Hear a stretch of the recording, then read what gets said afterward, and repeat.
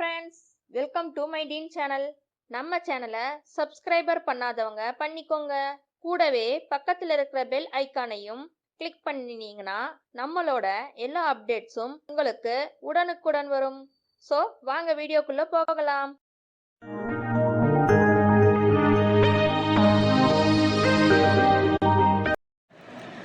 வாங்க இன்றைக்கி என்ன வீடியோவில் பார்க்க போகிறோன்னா, சட்டுன்னு ஈஸியாக செய்யக்கூடிய பிரேக்ஃபாஸ்ட் ரெசிபி என்னென்னு பார்த்தீங்கன்னா, ஒரு கப்பு கோதுமாவும் ஒரு முட்டையும் இருந்தால் போதுங்க. ஈஸியாக பிரேக்ஃபாஸ்ட் ரெடி பண்ணிடலாம். வாங்க இப்போ எப்படி செய்கிறதுன்னு பார்க்கலாம். ஒரு கிண்ணம் எடுத்துக்கோங்க. ஒரு கிண்ணத்தில் ஒரு கப்பு கோதுமாவு சேர்த்திருக்கேன். அதாவது அளவுன்னு பார்த்தீங்கன்னா ஒரு 1/4 கிலோ கோதுமாவு சேர்த்திருக்கேன். அதுக்கு ஒரு முட்டை போதுங்க. நான் ஒரு முட்டையை உடச்சி ஊற்றி வச்சுருக்கேன். இந்த மாவுக்கு தேவையான அளவு உப்பு சேர்த்திக்கோங்க. நான் வந்து தூள் உப்பு 1 டீஸ்பூன் அளவுக்கு சேர்த்திக்கிறேன். உங்களுக்கு தேவையான அளவு சேர்த்திக்கலாம். சேர்த்துட்டு ஃபஸ்ட்டு உப்பு சேர்த்துட்டு நல்லா விஸ்க் வச்சு கலந்து விடுங்க. கலந்து விட்டுட்டு இந்த முட்டையை சேர்த்திருங்க.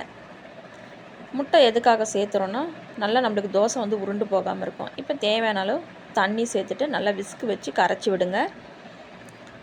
கட்டிகள் இல்லாமல் நல்லா கரைச்சி விட்டுருங்க. கொஞ்சம் கொஞ்சமாக தண்ணி சேர்த்திக்கோங்க. நிறைய தண்ணி சேர்த்தாமல் உடனே கொஞ்சம் கொஞ்சமாக தண்ணி சேர்த்து நல்லா கரைச்சி விடுங்க. அப்போ தான் நம்மளுக்கு சீக்கிரமாக கரைஞ்சி வருங்க. இந்த மாதிரி ஊற்றும் போது தோசை வந்து நம்ம சொல்கிறபடி கேட்குங்க. ஏன்னா தோசை வந்து ஒரு சிலர் கோதுமை தோசைனாவே பயப்படுவாங்க. ஒழுங்காக ஊற்ற வரல, உருண்டு உருண்டு போகுது அப்படின்னு சொல்லிட்டு. நானே ஒரு சில நாள் பயந்துருக்கேன். ஆனால் இப்போ வந்து ஈஸியாக சட்டுன்னு கோதுமை தோசையாக டக்குன்னு ரெடி பண்ணிடுறேன் பாருங்கள் அப்படின்ட்டு நிமிஷத்தில் சுட்டுறலாம். அவ்வளோ ஈஸியாக எனக்கு இப்போ வந்து செஞ்சுருவேங்க. பாருங்கள், இந்த அளவுக்கு நல்லா மாவு கரைச்சி எடுத்துருக்கேன். எனக்கு தேவையான அளவு தண்ணி ஊற்றிக்கிட்டேன். ரொம்ப திக்னஸாகவும் இருக்கக்கூடாது, ரொம்ப தண்ணியாகட்டும் இருக்கக்கூடாது. இப்போ முதல்ல அடுப்பை பற்ற வச்சுட்டு இந்த மாதிரி ஒரு இரும்பு கல் எடுத்துக்கோங்க. நான்ஸ்டிக் கல்லாக இருந்தால், நான்ஸ்டிக் தவா கூட இருந்தால் கூட பரவாயில்ல. கல் காஞ்சிச்சு, தண்ணி விட்டுட்டு பார்த்துட்டேன். இப்போ மெதுவாக இந்த மாதிரி நான் ஏற்கனவே தோசை ஊற்றுறதுக்கு வெங்காயம் கட் பண்ணி வச்சுருக்கேன். ஒரு சின்ன வெங்காயத்தை கட் பண்ணி வச்சுட்டு அதை தேய்ச்சி விட்டுட்டு தாங்க தோசை ஊற்றுவேன். நீங்கள் துணி கூட தேய்ச்சி விட்டுட்டு நீங்கள் தோசை ஊற்றிக்கலாம். இப்போ ஒரு கரண்டி மாவு எடுத்து நல்லா அப்படியே ஊற்றிட்டு சுற்றி அப்படி தேய்ச்சி விடுங்க. பாருங்கள், உருண்டு பாருங்கள், ஒரு உருட்டல் கூட இல்லாமல் நல்லா சூப்பராக தோசை ஊற்ற வந்துருச்சு பாருங்கள். ஒரு டேபிள் ஸ்பூன் அளவுக்கு நல்லெண்ணெய் சேர்த்திக்கோங்க. நல்லெண்ணெய் உடம்புக்கு ரொம்ப ரொம்ப நல்லது, சூப்பராக இருக்கும் உடம்புக்கு. இப்போ பாருங்கள், ஃபுல்லாக அப்படியே சைடு ஃபுல்லாக எடுத்துகிட்டு வருது பாருங்கள். இப்போ மெதுவாக அப்படியே ஜஸ்ட்டு நீங்கள் லைட்டாக இப்படி எடுத்திங்கன்னா அடியெல்லாம் ஒட்டிகிட்டு இருக்காது, தீஞ்சும் போகாது பாருங்கள். சூப்பராக தோசை நல்லா செவன்னு வந்திருக்கு பாருங்கள். இதே மாதிரி நம்ம திருப்பி போட்ட பக்கமும் நல்லா செவன்னு வரட்டும்.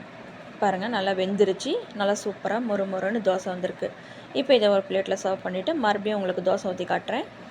கல் நல்லா காஞ்சிருச்சுன்னா அடுப்பை கம்மி பண்ணிவிட்டு இந்த மாதிரி வெங்காயத்தை வச்சு தேய்ச்சி விட்டுருங்க. தேய்ச்சி விட்டுட்டு மறுபடியும் தோசை ஊற்றிக்கலாங்க. மறுபடியும் அதே மாதிரி ஒரு கரண்டி மாவு எடுத்து நான் ஊற்றுறேன் பாருங்கள். நீங்கள் எத்தனை தடவை தோசை ஊற்றிட்டிங்கனாலும் உருண்டு போகாமல் நம்மளுக்கு சூப்பராக தோசை வருங்க. தோசை ஊற்றுற மாதிரியே இருக்கும், அந்த ஃபீல்லே இருக்கும். பாருங்கள், எவ்வளோ சூப்பராக நல்லா உருண்டு வராமல் நல்லா சூப்பராக சுற்றி எடுக்கிறேன் பாருங்கள். இந்த அளவுக்கு சூப்பராக நம்மளுக்கு தோசை ஊற்ற கிடைக்கும். ஈஸியாக நம்மளுக்கு தோசை ஊற்றிடலாங்க. பிகினர்ஸ் கூட இந்த மாதிரி ட்ரை பண்ணி பாருங்கள். தோசை நிறைய பேர்த்துக்கு ஊற்ற ஒழுங்காக வரலன்னு வாங்க. இந்த மாதிரி ஒரு தடவை ட்ரை பண்ணி பாருங்கள். சூப்பராக ஊற்றி ரெடி பண்ணிடலாம். இந்த அளவு வந்து 2 பேர்த்துக்கு உண்டான தோசைக்கு தான் நான் ரெடி பண்ணியிருக்கேன். இது தோசை வந்து கோதுமை தோசையை பொறுத்த வரைக்கும் சுட சாப்பிட்ணும், லேட் பண்ணக்கூடாது. அதுக்காக நான் வந்து சீக்கிரமாக டக்குன்னு 2 தோசையை ஊற்றிட்டு எடுத்து நான் கிரேவி தொட்டு சாப்பிட போகிறேன். மெதுவாக பாருங்கள், இந்த தோசையும் ஊற்றிட்டேன். ஏன்னா ரொம்ப நேரம் ஆறி போச்சுன்னா தோசை நல்லா இருக்காது, அதுக்காக தான்.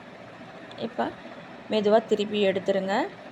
அதையும் அந்த பிளேட்டில் எடுத்துடலாம். பாருங்கள், சூப்பராக நம்மளுடைய தோசை நல்லா மொறுன்னு ரெடி ஆகிருக்கு. இன்னொரு தோசை இதில் ஊற்றிடலாம். அது வெந்துட்டு இருக்கிறதுக்குள்ளே இன்னொரு பக்கம் நம்ம கிரேவி தொட்டுக்கலாம். நான் வந்து மட்டன் கிரேவி தாங்க செஞ்சுருக்கேன் இன்றைக்கி. சிக்கன் கிரேவி, மட்டன் கிரேவி எதுவாக இருந்தாலும் நீங்கள் வச்சு சாப்பிட்லாம். தேங்காய் சட்னி, தக்காளி சட்னி, தக்காளி தொக்கு, பருப்பு சாம்பார் மாதிரி எது வேணா இருந்தாலும் வச்சு சாப்பிட்லாம். சூப்பராக இருக்குங்க. அவ்வளோதாங்க, ஒரு கப்பு கோதுமாவும் ஒரு முட்டையும் இருந்தால் சூப்பரான பிரேக்ஃபாஸ்ட் ரெசிபி ரெடி பண்ணிடலாங்க.